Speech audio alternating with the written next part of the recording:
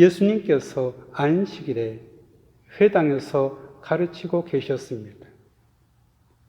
거기에는 18배 동안이나 병마에 시달리고 있는 여인이 있었습니다.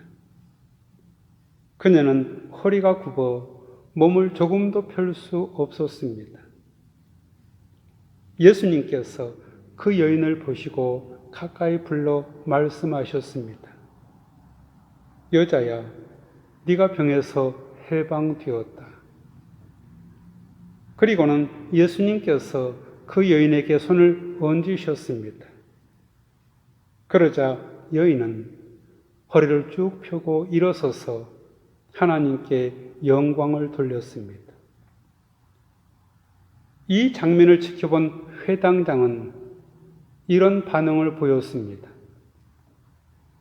예수님께서 안식일에 병을 고친 것에 화가 나서 사람들에게 말했습니다.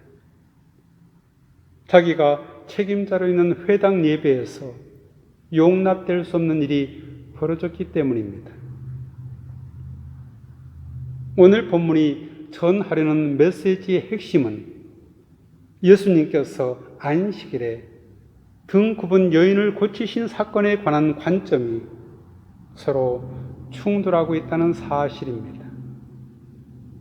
그런데 흥미로운 것은 회당장은 예수님께 직접 따지지 못하고 대신 회당에 모인 사람들에게 이렇게 충고를 했습니다. 일을 해야 할 날이 엿새나 있소. 그러니 엿새 중 어느 날에든지 와서 고침을 받으시오. 그러나 안식일에는 그렇게 하지 마시오. 회당장이 신자들에게 신앙생활의 규칙을 가르치려는 간접적인 방식으로 예수님이 하신 일에 대해 문제를 제기했는지도 모릅니다. 회당장이 제기한 문제는 안식일 규정입니다. 그는 다른 날도 있으니 굳이 안식일에 병고침을 받지 않도록 하는 게 좋다고 말했습니다. 틀린 말이 아닙니다. 18배 동안이나 장애를 앓고 있던 여자가 하루 참았다가 안식일 다음 날에 치료를 받는다고 해서 잘못된 일은 아닙니다. 이 여자의 목숨이 지금 경각에 달린 것도 아닙니다. 회당장의 주장은 대단히 합리적입니다. 회당장의 생각에 만약 안식일에 이런 일들이 반복된다면 안식일 개념은 점점 힘을 잃게 될지도 모릅니다. 회당장의 주장에 반론을 제기하기란 쉽지 않습니다. 이런 회당장의 주장을 이해하려면 먼저 유대인들이 지켜온 안식일 개념을 좀 더 정확하게 이해해야 합니다. 유대인들에게 안식일은 그 무엇으로도 대체시킬 수 없는 절대 규범입니다. 안식일 전통의 역사적 기원은 두 가지입니다. 하나는 창조 사건입니다. 하나님이 세상을 엿새 동안 창조하시고 7째 날에 쉬셨으니 사람들도 쉬어야 합니다. 출애굽기 20장 11절입니다. 엿새 동안에 나 여호와가 하늘과 땅과 바다와 그 가운데 모든 것을 만들고 7째 날에 쉬었습니다. 그러므로 나 여호와가 안식일을 복되게 하여 그날을 거룩하게 하였느니라. 다른 하나는 출애굽 사건입니다. 하나님이 이스라엘을 해방시킨 사건을 기리기 위해 안식일을 지켜야 합니다. 신명기 5장 15절입니다. 너는 기억하라. 네가 애굽 땅에서 종이 되었더니 내 하나님 여호와가 강한 손과 편팔로 거기서 너를 인도하여 내었나니 그러므로 내 하나님 여호와가 내게 명령하여 안식일을 지키라 하느니라. 안식일은 할례와 더불어 이스라엘 민족을 다른 민족과 구별하는 표이자 이스라엘과 하나님이 맺은 언약의 표가 되었습니다. 그래서 유대인들은 고집스럽게 안식일 전통을 지켜왔습니다. 이에 관한 시행세칙도 많았습니다. 그런데 예수님은 회당장으로 대표되는 유대인들을 향하여 그 자리에서 외식하는 자들이라고 비판하셨습니다. 율법을 핑계 삼아 정작 지켜야 할 하나님 말씀의 본래 뜻을 외면하는 행동은 위선이라고 하십니다. 그러면서 예수님은 회당장의 주장이 왜 위선적인지 설명하십니다. 주님께서 그에게 대답하셨습니다. 너희 위선자들아, 너희는 저마다 안식일에도 소나 나귀를 외양간에서 풀어내어 끌고 나가서 물을 먹이지 않느냐? 이것도 사실은 노동입니다. 엄격하게 안식일을 지켜야 한다면 이런 일도 하지 말아야 합니다. 왜냐하면 그들은 출애굽기 35장 3절의 말씀을 따라 안식일에는 불도 피울 수 없었기 때문에 안식일에는 따뜻한 음식을 먹지 못했습니다. 그처럼 그들이 아주 엄격하게 안식일 규정을 지키는 것처럼 보여도 가축에게 물을 마시게 하는 예외 조항이 있었습니다. 가축에게 물을 주지 않으면 재산상 큰 불이익을 당할 수밖에 없기 때문입니다. 물론 가축에게 물을 주는 행동이 잘못이라는 말씀은 아닙니다. 그건 잘하는 일입니다. 그러므로 예수님의 말씀의 의도는 가축보다 더 귀한 장애인을 고치는 일을 안식일 규정을 빌미로 반대하는 것에 대한 비판입니다. 예수님 말씀하십니다. 그렇다면 아브라함의 딸인 이 여자가 18배 동안이나 사탄에게 매여 있었으니 안식일에라도 이 매임을 풀어줘야 하지 않느냐? 지금 두 입장이 충돌하고 있습니다. 한쪽은 회당장의 입장입니다. 그는 앞에서 짚은 대로 다른 6일이 있으니 굳이 안식일에 병 고치는 일은 하지 말라는 것입니다. 다른 쪽은 예수님의 입장입니다. 안식일 규정은 상황에 따라서 다르게 적용되는 것이니 안식이라 하더라도 여자의 병을 고치는 게 옳다는 것입니다.